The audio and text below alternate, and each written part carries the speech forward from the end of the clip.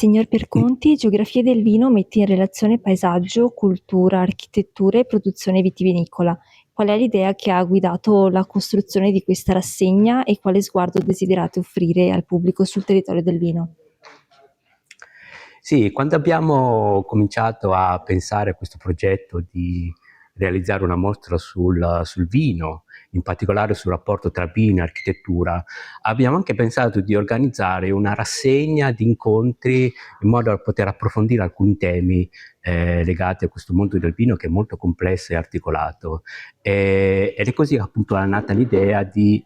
pensare, no, di organizzare questi incontri di approfondimento, per cui si è creato subito questo doppio binario all'interno del progetto, per cui da una parte c'è la mostra che rimarrà aperta a Cascarpa fino al 2 agosto e dall'altra parte invece questa serie di incontri che andranno avanti invece fino alla metà di luglio. E queste due componenti del progetto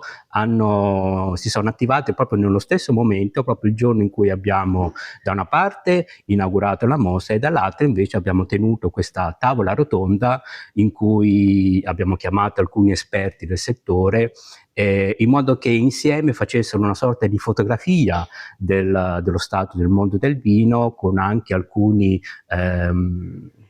con alcune immagini, alcune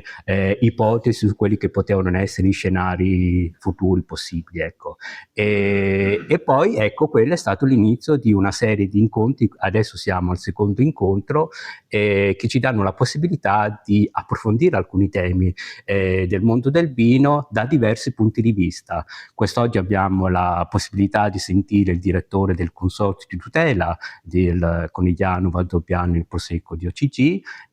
che ci parlerà appunto di questa eccellenza italiana. Abbiamo poi avuto un altro relatore la settimana scorsa proprio che ci parlava dell'importanza dell'enoturismo come forma nuova di turismo più legata al territorio e ai suoi prodotti. E avremo poi altri incontri che seguiranno per esempio su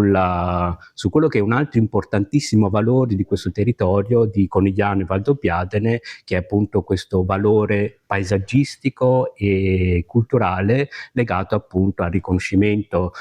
dell'UNESCO come appunto patrimonio dell'umanità a partire dal 2019. E il 2 luglio appunto i responsabili dell'associazione delle colline del Conegliano Prosecco e del Conegliano e Valdobbiadene, ecco, verranno per presentare i loro progetti futuri per quanto riguarda appunto la tutela di questo